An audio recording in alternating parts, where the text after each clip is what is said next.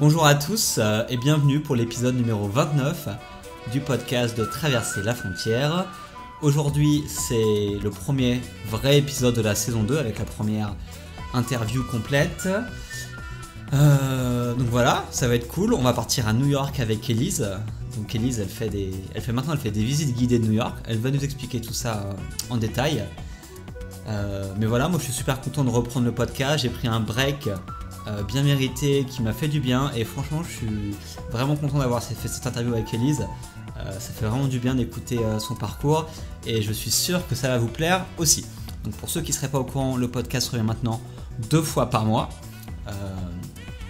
Et on garde le même principe, interview de Français qui ont décidé de partir vivre à l'étranger ou bien qui voyagent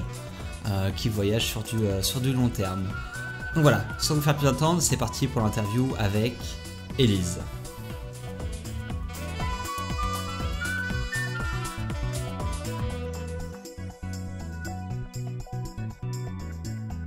Bon alors Élise, comment ça va ? Ça va et toi ? Ça va bien, on va espérer que Skype fonctionne correctement. Ouais. Donc, tu me disais que tu es à New York, c'est ça ? Ouais, tout à fait. Je suis en plein New York. Là, je suis à Manhattan par une magnifique journée d'été indien. Il fait 30 degrés dehors, il fait super chaud. Ok, bon, ça va. C'est cool. L'été n'est pas terminé. Ouais, c'est cool. Ok, bon bah tant mieux. Alors, quand est-ce que tu arrives à New York ? Ça fait quelques années si j'ai bien compris. C'est ça, moi je suis arrivée à New York il y a à peu près 4 ans. 2012, donc à peine 4 ans. Après un passage à Paris. Mais moi je viens de Nantes à la base. D'accord. Ok, et pourquoi tu avais décidé il y a 4 ans de venir vivre à New York ? En fait, j'ai décidé il y a bien plus longtemps que ça. C'était un rêve, je pense qu'il y a une dizaine d'années, puisque j'ai mis les pieds la première fois à New York il y a 10 ans environ, avec mon boulot de l'époque à Paris, qui m'avait envoyé ici travailler une semaine avec les clients américains. Et j'avais jamais mis les pieds en Amérique du Nord de toute ma vie. Ça a été la découverte et surtout ça a été le coup de foudre. Mais c'était vraiment intense, c'était pas du tout prévu. J'ai adoré cette ville, mais je pense en 2 minutes 30 à peu près. C'était assez rapide. Okay. Et je suis rentrée à Paris parce que je pouvais pas rester à ce moment-là, évidemment, il fallait bien rentrer. Et j'ai commencé à faire le forcing auprès de mes boss pour qu'ils me mutent à New York. C'était un peu ma stratégie d'être mutée ici d'abord avec mon entreprise en fait parisienne qui avait ouvert une filiale à New York. Ok, et ça a réussi cette stratégie ou pas ? Oui. Ça a mis le harcèlement à fonctionner. Ouais, ils ont accepté au bout de quelques années. Et puis après, pour des questions de visa, de papier, ça a mis encore quelques mois. Et donc, je suis arrivée il y a un peu moins de 4 ans avec mes 2 valises de 25 kilos. D'accord. Donc, tu as débarqué toute seule à New York. Et ton boulot, c'était quoi exactement ? Alors, je suis arrivée à New York. J'étais pas toute seule. J'ai emmené mon ami français avec moi quand même. Okay. Il m'a suivi et en fait mon boulot à l'époque c'était très différent de ce que je fais maintenant. Ça c'est vraiment la beauté de la reconversion à New York. Je travaillais dans une super agence qui fait des logiciels de merchandising pour les marques de luxe. Donc c'était très différent des visites guidées. Ouais. Comme quoi New York mène à tout. Et donc je travaillais dans la filiale ici. J'ai travaillé pendant 1 an pour eux. D'accord, ok, ça marche. Donc 1 an à New York, et donc tu es parti avec quel type de visa là-bas ? Alors en fait, je suis partie avec un visa E2. Alors il y a 1 milliard de visas aux États-Unis. Celui-là, c'est le visa qui s'appelle le visa investisseur. C'est-à-dire que la société donc, dans laquelle je travaillais avait en fait fait de cette société une société investisseur. Et ils ont pu me faire un visa comme ça. C'est-à-dire qu'en fait, on m'a transféré de la maison mère de Paris vers la filiale de New York. Pardon. D'accord, ok, ça marche. Et du coup, quand tu arrives à New York, c'était vraiment le rêve comme tu l'avais imaginé ou ça s'est passé un petit peu différemment ? Ouais, oui, alors il y a toujours des avantages et des inconvénients dans chaque pays, chaque ville. Et t'es bien placé pour le savoir, je pense. Ouais. Mais oui, j'ai pas du tout été déçue. La première année, c'est toujours un peu difficile parce que même si New York, on a l'impression qu'il n'y a pas vraiment un gros choc culturel, il y en a toujours. Il y a toujours des choses hyper surprenantes, des choses où il faut s'adapter. Et puis nous, alors on est quand même partis à deux, mais on connaissait personne. Donc il faut aussi se refaire tout un réseau social et un groupe d'amis. En général, ouais, je pense que au bout un an et demi, vraiment, moi je me suis vraiment sentie hyper bien, hyper détendue au bout un an et demi. D'accord, ok. Et comment t'as fait justement pour arriver à... Tu me disais que tu connaissais personne et que t'es arrivé là-bas avec ton ami, du coup, pour arriver à t'intégrer à New York, pour arriver à rencontrer des gens, etc. Qu'est-ce, comment tu t'y es prise? C'est assez facile d'un côté et un peu compliqué de l'autre. C'est facile parce qu'en fait, les Américains sont t'abordent au premier abord très facilement. C'est-à-dire que tu sois seul, en couple, en groupe, ils vont tout de suite venir te parler. C'est vraiment très agréable d'ailleurs, ça au quotidien. C'est pas impersonnel comme ville, les gens se parlent. Mais il y a se parler, et se dire tu viens d'où, ou qu'est-ce que tu fais, tu cherches quelque chose, se parler 5 minutes. Et il y a aussi après créer des amitiés. Et ça, c'est la deuxième chose plus compliquée aux US. C'est que les Américains ont vraiment c'est très différent de la façon dont on se fait des amis en France. Ils ont un noyau dur qui est très restreint. Et ensuite, ils ont tout un réseau qui orbite autour d'eux, qui est plus sous forme de connaissances en quelque sorte, une forme de réseau un peu professionnel, des gens qui vont contacter parce que il y a une raison qui va arriver un peu, j'ai envie de dire opportunisme, mais pas dans le sens français qui est assez négatif en fait. Quand on dit opportuniste, ici c'est très positif. Et donc, les connaissances, on s'en est créé plein très facilement, mais après, les gens avec qui tu lis plus que ça, donc plus d'amitié, c'était un peu plus dur d'arriver en fait dans le cercle plus restreint des Américains. Ça D'accord. prend du temps en fait. Ok, ouais, c'est ça, c'est une question de temps principalement. Ouais. Ouais, oui, je pense que c'est globalement une question de temps. Et puis mine de rien, du coup, ça s'est bien passé maintenant. Et quand même à l'étranger, même si au début on n'a pas forcément envie de rencontrer des Français parce qu'on se dit oh là là, j'ai quitté la France, c'est pas forcément pour retrouver des Français. Et ben quand même, c'est la même culture, c'est la même référence et on s'entend bien quand même, même entre expats. Donc on a aussi plein d'amis français, Ouais. mais des gens qu'on connaissait pas en France, donc des gens qu'on rencontre sur place. Ouais, ça arrive, de toute façon, au début on veut pas en rencontrer, mais on finit toujours... C'est ça, exactement. C'est Ouais, je me quand souviens, même incroyable. ouais, j'étais parti 6 mois à Toronto. Au début, ok, je veux pas vivre avec des Français, je veux pas parler avec des Français. Bon, ça a duré quelques semaines. J'ai trouvé une coloc avec deux Australiens, donc c'était cool. Mais après, du coup, mes amis proches là-bas, c'était vraiment c'était des Français, quoi. Bah ouais. Indéniablement, c'est vrai qu'on a quand même, on se rapproche hein, entre communautés. Je Ouais, pense que c'est complètement naturel. Hein, après l'avoir un peu analysé ici, je pense que c'est un peu naturel aussi. ouais, c'est sûr. Et du coup, donc ce boulot, tu es resté longtemps à travailler pour cette entreprise? Donc là, enfin moi j'ai travaillé pour eux à Paris et là donc je suis arrivée ici et j'ai travaillé un an pour eux. Et au bout d'un an, en fait pendant l'année où j'ai travaillé ici, voilà j'avais un peu fait le tour, j'avais envie de changement et surtout je me suis rendu compte que New York était une ville qui a mené au challenge, je trouve, au dépassement de soi. Alors je sais peut-être que c'était le moment aussi pour moi dans ma vie, assez mûr peut-être pour faire le pas aussi. Mais c'est vrai que j'ai trouvé que l'énergie et le dynamisme hyper positif de la ville faisait un peu penser que tout était possible. Alors ça fait un peu cliché quand je raconte ça, le rêve américain qui n'est pas mort, mais c'est vrai que j'ai vraiment ressenti ça. Et je me suis dit pourquoi pas moi. Et j'étais complètement amoureuse de cette ville. En un an, j'avais découvert, alors on peut pas dire tout, hein, même maintenant je connais pas tout sur New York, c'est impossible, puisque ça change tout le temps, en plus ça change constamment. Mais c'est vrai que j'avais quand même fait pas mal de quartiers un peu différents, un peu hors des sentiers battus. Et je trouvais que c'était hyper intéressant d'aller dans ce genre de quartier. Je trouvais que les gens qui venaient me rendre visite n'y allaient pas forcément d'eux-mêmes. Mhm. Et j'avais envie de me lancer dans un projet à moi, un projet qui me tenait vraiment à cœur.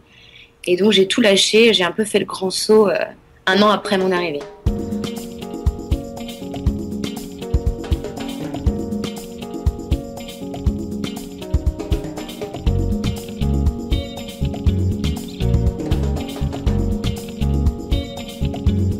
Donc du coup, ce grand saut, comme tu l'expliques, c'est ces fameuses visites guidées que tu fais à New York. Exactement. Donc en fait, à partir de ce postulat-là, je me suis dit, pourquoi pas emmener les gens qui le souhaitent, aller dans des quartiers un peu plus insolites, un peu plus hors des sentiers battus, qui sont pas forcément indiqués dans les guides classiques de New York, et leur raconter un peu, évidemment, l'histoire du quartier, mais aussi des anecdotes sur la vie ici, sur quelles sont les différences en fait entre vivre aux US, donc à New York en l'occurrence, et en Europe et en France par exemple. Et donc j'ai un peu, voilà, j'ai lancé ça. J'ai commencé par faire un site internet toute seule. Ok. Alors que je sais pas du tout faire des sites. Mais avec WordPress maintenant, c'est vrai qu'on n'a plus besoin d'être pour faire un site vitrine assez simple, hein, d'une dizaine de pages, hein, on n'a plus besoin forcément de savoir coder. On peut faire des jolis sites avec des templates, hein, des formats déjà prédéfinis. Et donc j'ai mis plusieurs mois à bosser comme sur le concept, un peu comment packager ça. J'ai créé le site. Ouais, donc je dirais que ça a pris 6 mois, ça à peu près. Donc 6 mois entre l'idée de OK, je vais le faire et au moment où tu as commencé à le faire ou... L'idée, non, 6 mois entre moi disons que j'ai pas commencé à vraiment travailler sur le projet à proprement parler, donc pas sur le site avant d'avoir quitté mon entreprise parce que j'étais à plein temps dans cette entreprise et donc j'avais pas forcément l'énergie et les ressources à ce moment-là pour bosser à côté. Je le mûrissais dans ma tête ce projet, mais c'est vrai que j'avais encore rien calé. Non, j'ai quitté cette entreprise et à ce moment-là j'ai mis 6 mois à travailler sur ce projet, je faisais d'autres choses à côté. En tant que bénévole, mais j'ai mis 6 mois, ouais, j'ai pris mon temps pour travailler sur le site. D'accord, ok. Et donc tu peux nous expliquer un peu c'est quoi le concept? Donc ça s'appelle New York Off-Road. Exactement. D'accord. Voilà, New York Off-Road, ce qui veut dire New York hors des sentiers battus. Mhm. Et le concept, c'est vraiment des visites personnalisées et personnelles, vraiment des visites en petits groupes, voire en privé pour ceux qui le souhaitent, de quartiers à New York. Donc ça peut être des quartiers à Manhattan, hein, on fait plein de quartiers, on fait le quartier de Greenwich Village, on fait des quartiers comme la High Line, c'est une promenade suspendue qui est ouverte depuis 2009, qui est absolument incroyable à voir. On fait des quartiers comme Chinatown, des quartiers exotiques, j'adore Chinatown, c'est incroyable comme quartier, on a l'impression d'avoir fait un aller-retour à Shanghai en 2 minutes. Et on fait des quartiers à Brooklyn, Williamsburg, Bushwick, on fait Harlem. Et en fait, on fait des visites à pied, on fait aussi des visites à vélo maintenant depuis cet été, on fait à vélo, on prend le ferry. J'essaie de mixer en fait, j'essaie de rendre un peu les visites aussi un peu différentes. Est-ce que les gens n'osent pas prendre forcément les ferries qui sont en fait des sortes de transports en commun ici, c'est hyper facile et c'est pas cher de les prendre. Et c'est vraiment sympa d'être sur l'eau, parce que New York est Manhattan est entouré d'eau, donc c'est sympa d'être sur l'eau à New York. Mais c'est vrai que ce qui est important, c'est qu'en fait, on s'adapte vraiment aux envies des gens. C'est-à-dire que moi, je passe beaucoup, beaucoup de temps à communiquer avec les gens par email, par Skype, mais même quand on commence les visites, sur qu'est-ce qu'ils ont déjà fait à New York, ce qu'ils aiment, qu'est-ce qui les a un peu surpris, sur quoi, est-ce qu'ils aiment goûter à des choses, est-ce qu'ils aiment bien les boutiques vintage, est-ce qu'ils sont plutôt architecture moderne, est-ce qu'il y a des enfants, est-ce qu'il faut faire des choses pour les enfants. Je pense que la force de ce que je propose aujourd'hui, c'est vraiment de s'adapter aux gens, quoi. D'accord, ouais, donc c'est quand même, vous personnalisez beaucoup ces visites guidées là. Ouais. Au maximum. D'accord. On a évidemment un peu des trames parce que les gens ne savent pas. Tu vois, quand tu connais pas une ville, tu peux pas me dire bon bah voilà, moi je veux faire ça dans cette ville puisque tu sais pas trop exactement ce qu'il y a. Mais avec un brief, quand les gens me disent voilà, c'est notre premier voyage, on va faire tel quartier tout seul, mais nous on aimerait peut-être se focaliser là-dessus, ou alors voilà ce qu'on aime. À votre avis, dans quel quartier on devrait aller avec vous? C'est vraiment un échange. On a des programmes un peu préétablis, les gens piochent un peu dedans, c'est un peu à tiroir, quoi. Ils piochent un peu dedans, ils me disent ça me tente, ça un peu moins. Qu'est-ce que vous en pensez? Et en fait, on établit un programme avec les gens sur mesure. D'accord, ok. Et donc quand tu as créé ça, tu l'as créé en 2013, c'est ça? 2013, voilà, c'est ça, D'accord. il y a un peu plus de 2 ans. Et tu as créé ça toute seule, comme tu expliquais, ou parce que maintenant je crois que tu es avec 2 autres personnes, mais... Mec, je dis on maintenant parce qu'en fait on est 3, voilà, on est 3. Mais moi alors, ouais, j'ai créé ça toute seule, c'est moi qui ai créé la société. Et en fait, je dis on parce qu'on est 3, on est 3 guides. Donc en fait, il y a eu beaucoup de demandes. Donc c'était vraiment c'était un peu une surprise, honnêtement, Ouais. pour moi. Et donc la première année, j'étais toute seule à faire toutes les visites. Et puis la deuxième année, surtout les périodes de vacances scolaires, j'arrivais plus à répondre à la demande et donc j'ai recruté d'autres personnes, d'autres guides, vraiment sur la même base, c'est-à-dire on est toutes les trois, on a vécu en France, donc on est francophone évidemment, on est New York, complètement passionné par cette ville. Je pense que c'est vraiment ce qui est hyper important pour pouvoir faire les visites. Et, euh, et donc ces deux filles aussi donc travaillent avec moi et font des visites aussi en parallèle. D'accord, ok. Et comment ces gens-là, en fait, te trouvent, par exemple, comment tu trouves tous ces clients-là pour faire ces visites sur New York? Alors ouais, ça c'est une très bonne question parce que c'est un peu le nerf de la guerre, Ouais, bien sûr. la visibilité. Ça c'est plusieurs choses. Je suis référencée sur des blogs de voyage à New York Ok. en français. Donc effectivement, les gens qui organisent un peu leur voyage tout seuls vont sur des blogs, vont réserver l'hôtel, vont réserver des activités, dont moi, Ouais. et arrivent du coup sur mon site. Je travaille de plus en plus avec des agences de voyage aussi qui font du sur-mesure. Voilà, et puis le bouche à oreille fonctionne, mais à merveille en fait. C'est vraiment quelque chose qui est hyper rassurant aussi, c'est-à-dire que les gens en parlent autour d'eux quand ils rentrent en France, envoient leurs amis, envoient leur famille. Euh, et ça, c'est vraiment hyper agréable d'une part. Et puis c'est vrai que c'est quand même c'est quand même assez pratique que les gens, voilà, quand ils ont une très bonne expérience, sont enclins à en parler autour d'eux. Ouais, ah bah c'est aussi un signe pour vous que ce que vous faites, c'est bien et que les gens vraiment apprécient ces visites, quoi. Ouais, exactement. Et de plus en plus, j'ai remarqué aussi, ça c'est quand même un outil que tu n'utilisais pas avant, il y a à peu près 6 mois. Il y a 6 mois, j'ai mis New York Off-Road sur TripAdvisor. Mhm. Bon, je connaissais hein, cet outil, mais c'est vrai que je l'avais pas forcément, bon, peut-être pas le temps et d'autres priorités. Et de plus en plus de gens aussi, c'est vrai qu'il y a plein de gens qui utilisent ce canal pour réserver des activités, voir des choses. Donc c'est vrai que je sens bien que depuis 6 mois, les gens viennent par ce biais-là aussi. D'accord. Ok. Oh, mais c'est cool, c'est cool. Et donc vous avez combien de personnes vous accueillez, c'est pas un accueil, mais à combien de personnes vous faites faire des visites, je sais pas, par semaine, par mois, par an? Tu as des chiffres un peu, hein? Ouais, genre, j'ai les chiffres de la saison dernière parce que cette saison est pas encore tout à fait terminée, mais globalement, c'est hyper variable. Hein, mais l'année dernière, on avait dû voir quasiment 2000 personnes. Enfin, on avait fait plus de 150 visites à toutes les trois. C'était incroyable. Waouh! Parce qu'en plus, ce qui est complètement incroyable et moi, ce qui me plaît énormément, euh, c'est l'échange. Moi, j'ai rencontré des gens de partout en France, en Suisse, en Belgique, au Québec, dans les Caraïbes. Je pense que j'ai un pied-à-terre. On parlait de coach surfing tout à l'heure. Moi, je pense que j'ai un pied-à-terre à peu près partout. Parce que les gens sont adorables et en retour me proposent de leur faire visiter leur ville. Donc ça, c'est trop drôle. Ouais. Euh, mais ouais, je dirais, ça peut varier. On peut faire entre 10-15 personnes, vraiment la saison basse, c'est-à-dire l'hiver, et en saison haute, on peut avoir 20 visites par semaine. Et les visites, ça varie parce qu'en privé, on peut avoir 2 personnes et en visite de petits groupes, on peut avoir jusqu'à 10 max, tu vois. Donc globalement, on rencontre des gens. On rencontre... Ok.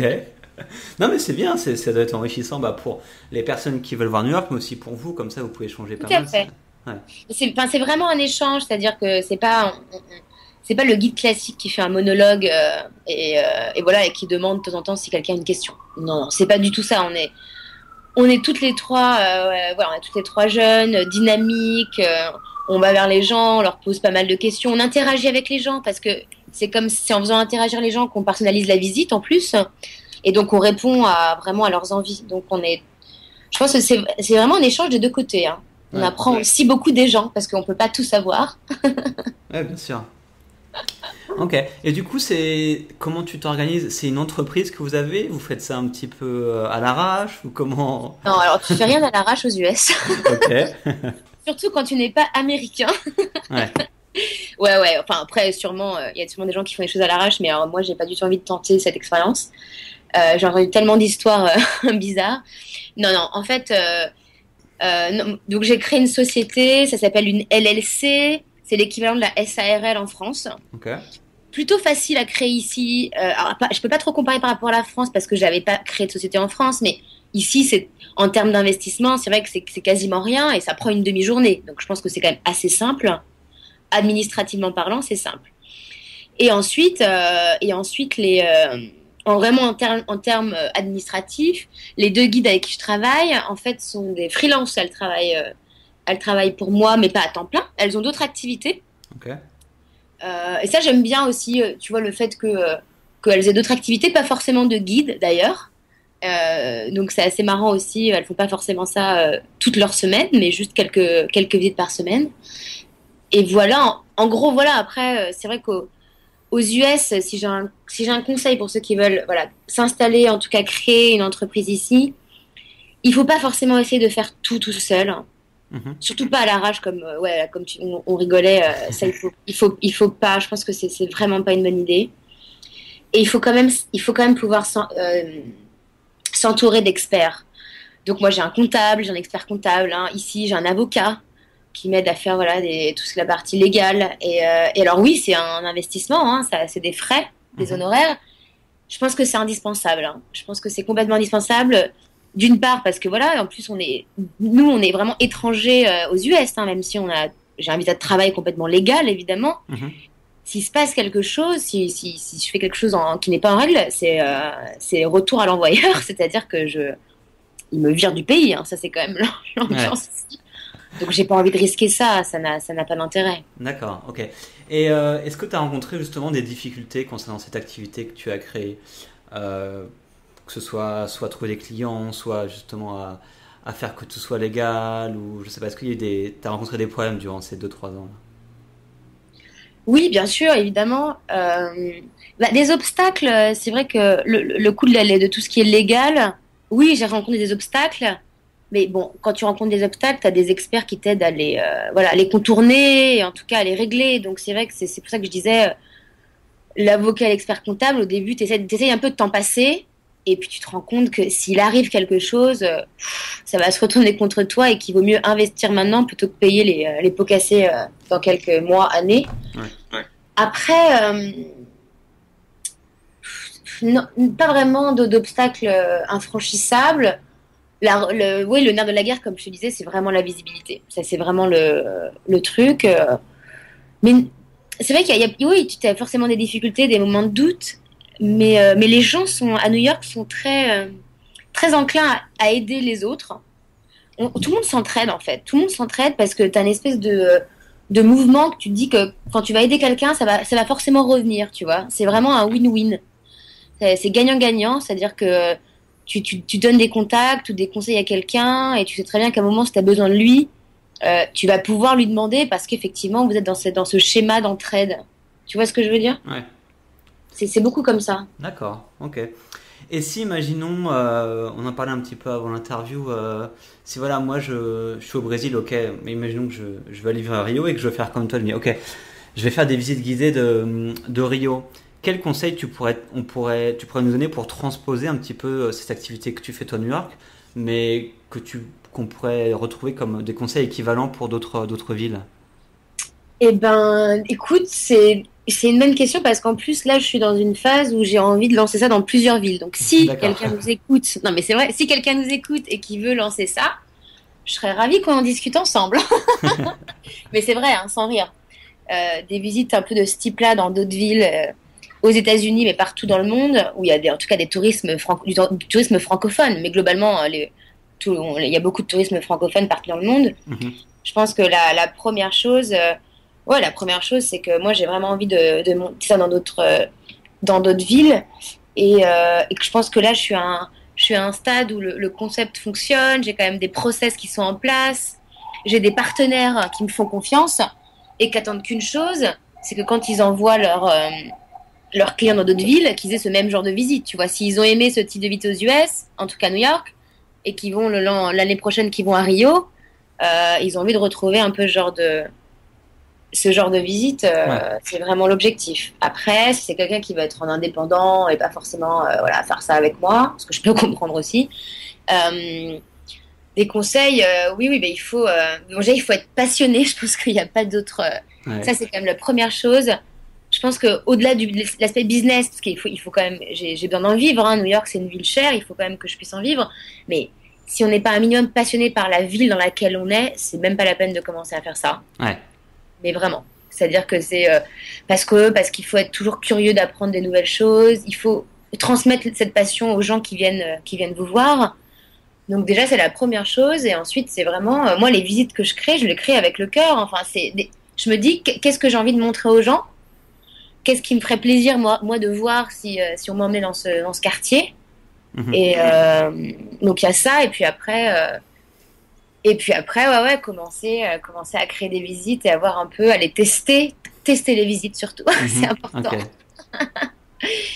Et puis après, toute la partie, moi, c'est ce que je te disais, la visibilité, quoi. C'est vraiment ça. Après, qui est vraiment la partie déterminante. C'est-à-dire se faire référencer plein de façons différentes, les blogs, les agences de voyage, après des parutions presse, enfin dans les médias, les choses comme ça, et puis voilà, globalement. Ok, non, ça me paraît logique. Et du coup, on va arriver à la fin de l'interview, mais je voulais savoir, toi qui es une spécialiste de New York, quelles seraient, tu as 2 petites minutes pour me dire quels sont tes 2-3 spots un petit peu alternatifs à New York que tu préfères. Alternatif, alors. Pas Central Park, quoi. Non, mais j'ai bien compris. Il faut sortir un peu de Manhattan, ça c'est clair, pour avoir des spots un peu comme ça. Il y a vraiment des nouveaux quartiers qui sont en train d'exploser. Et moi, les spots vraiment qui valent le coup, c'est des spots un peu en général où on a des vues sur la skyline qui sont incroyables. Donc ça peut être un bar qui va être tout proche de la East River, par exemple. Alors je pense à Greenpoint, je pense éventuellement à des bars aussi à Long Island City, dans Queens. Et en fait, ça c'est complètement alternatif parce que c'est d'anciens quartiers qui sont en train de se développer. C'est vraiment des nouveaux quartiers. Il y a des petits spots comme ça un peu cachés. On a des vues incroyables sur Manhattan. Au coucher du soleil, c'est l'idéal. Et même parfois, c'est même sur des rooftops. Donc là, c'est des terrasses en fait en haut d'appartements, d'immeubles ou d'hôtels. Et prendre de la hauteur, ça permet d'avoir une vue incroyable. Ouais. Il y a ça. Et la deuxième chose qui est très en vogue en ce moment, et je suis en train de tous les faire, j'adore, c'est les potagers sur les toits des immeubles. Okay. Non, mais en plus, parce que tu vois, New York, c'est vrai que c'est une ville tellement grande en termes de... quand on cherche à manger un peu responsable, un peu locavore, un peu... c'est pas forcément simple. Et en ce moment, il y a plein d'endroits comme ça qui étaient avant déserts, donc personne n'utilisait ces endroits. Et maintenant, il y a plein d'associations qui vraiment leur donnent une nouvelle vie. Et ils font des potagers, donc ils cultivent des fruits, des légumes et ils les vendent au restaurant à New York. Et ces potagers-là se visitent. Si ça intéresse les gens, ça se visite. Okay. En général, ils font toujours des petites portes ouvertes, ils font plein d'événements. Et ça, c'est quand même c'est complètement dingue d'être entouré de légumes et de fruits et de plantes et d'être en plein dans les buildings, quoi. Je trouve ça assez incroyable. C'est sûr, ça va être intéressant à voir. Ok, ça marche. Où est-ce qu'on peut du coup retrouver toutes les informations sur toi, sur ces visites, etc. Sur mon site, c'est le plus simple, donc c'est newyorkoffroad.com. Okay. Mais par email, il y a mon email sur mon site, c'est mon prénom, Elise, ELISE, @newyorkoffroad.com. Et voilà, il y a pas mal d'infos sur mon site. Et puis si les gens qui nous écoutent ont la moindre question pour leur voyage à New York, ils n'hésitent pas surtout à m'envoyer un email ou à m'appeler. Je me ferai un plaisir de répondre, évidemment, même si c'est des questions autres sur comment on visite New York. J'en ai plein et je réponds toujours. Ça me fait plaisir d'aider les gens aussi à finaliser leur programme quand ils ont des doutes. D'accord. Ok, super. Élise, merci beaucoup d'avoir accepté mon invitation de pouvoir apparaître sur le podcast. C'était super enrichissant. Et voilà, si je viens à New York, je te paierai une petite visite. Évidemment, j'espère bien. Merci, Mickaël, merci 1000 fois. Et je te continue à suivre tous tes podcasts qui m'ont bien inspiré jusqu'à présent aussi. D'accord, ça marche. Bon allez, à bientôt et ciao. À plus, ciao.